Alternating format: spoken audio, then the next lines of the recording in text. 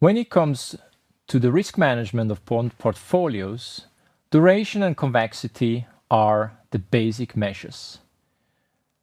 Duration and convexity are the first and second order sensitivity measures of bond prices with respect to parallel shifts of the yield curve.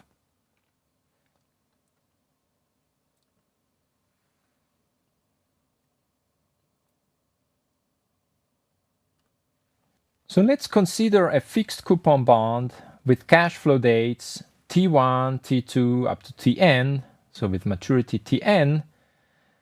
And let's assume that the cash flows at Ti are also containing the principal at the maturity, just for the sake of notation.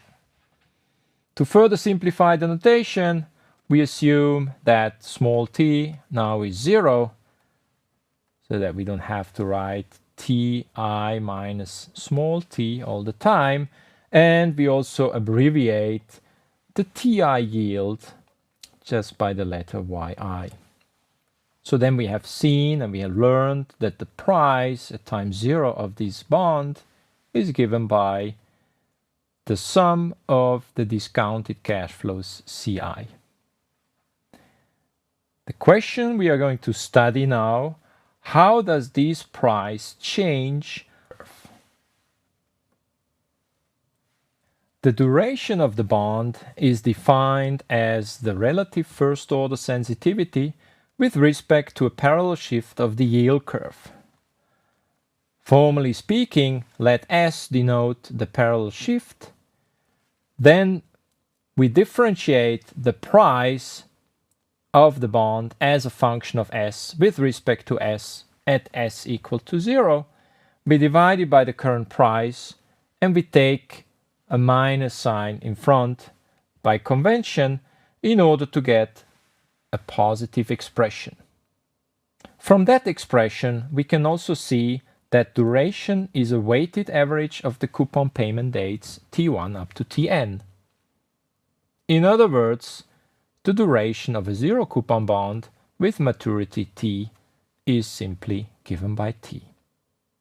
We thus obtain the first order approximation for relative bond price changes with respect to a parallel shift of delta y of the yield curve.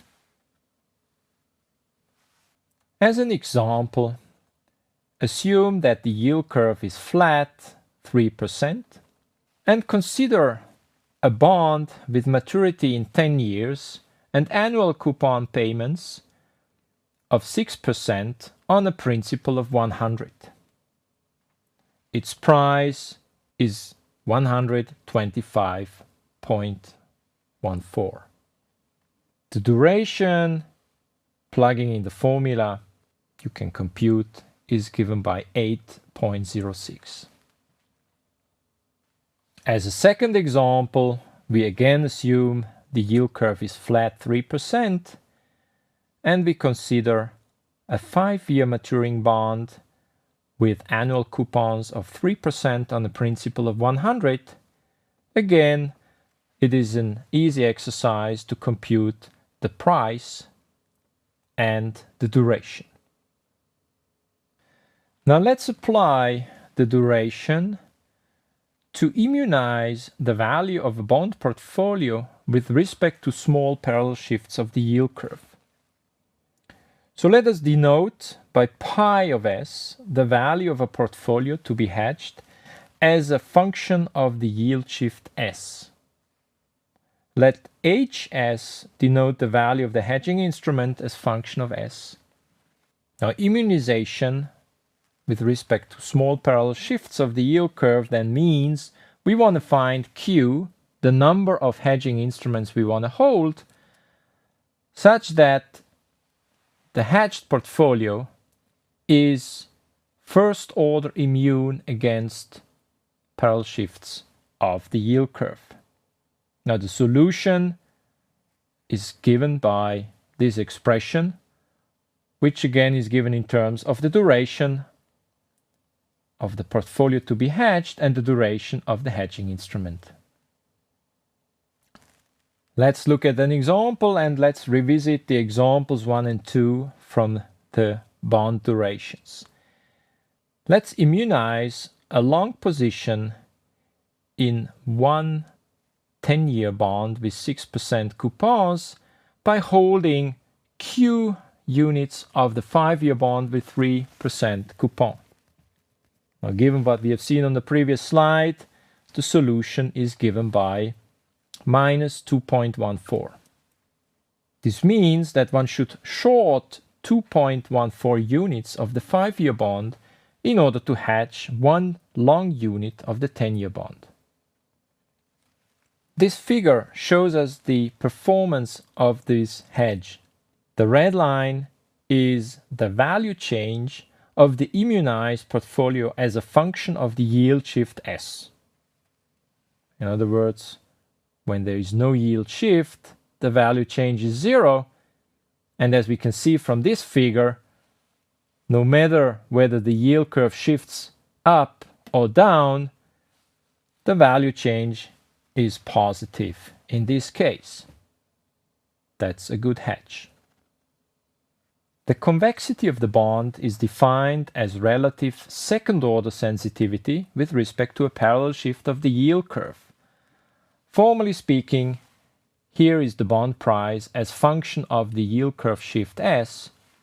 We take the second-order derivative at S equals 0 and we divide by the current price P. This is what we get. With the convexity and the duration, we obtain a second-order approximation for relative bond price changes with respect to a parallel shift of the yield curve. Now, combining duration and convexity, we can now immunize the value of a bond portfolio with respect to small and not so small parallel shifts of the yield curve. Let's again consider a portfolio with value pi s as function of the yield shift S. And let's consider two hedging instruments, the first one having value h1 of S and the second one h2 of S.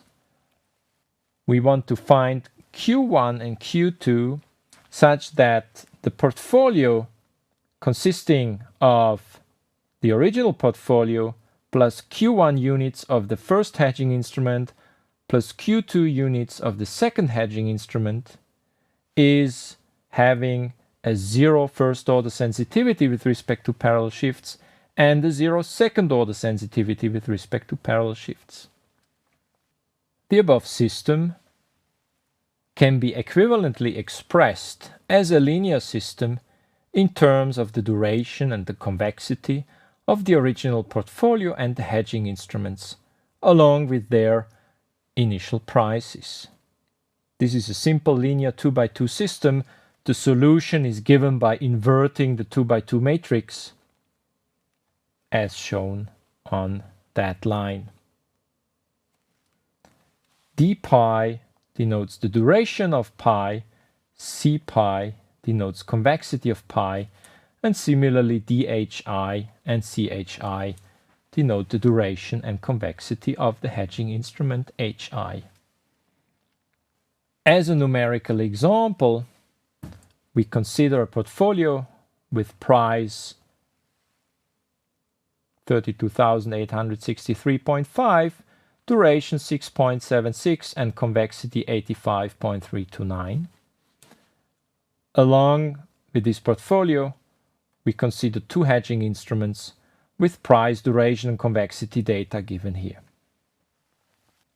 This data is enough to find the positions in the hedging instruments Q1 and Q2 such that the hedged portfolio is immunized to parallel shifts of the yield curve.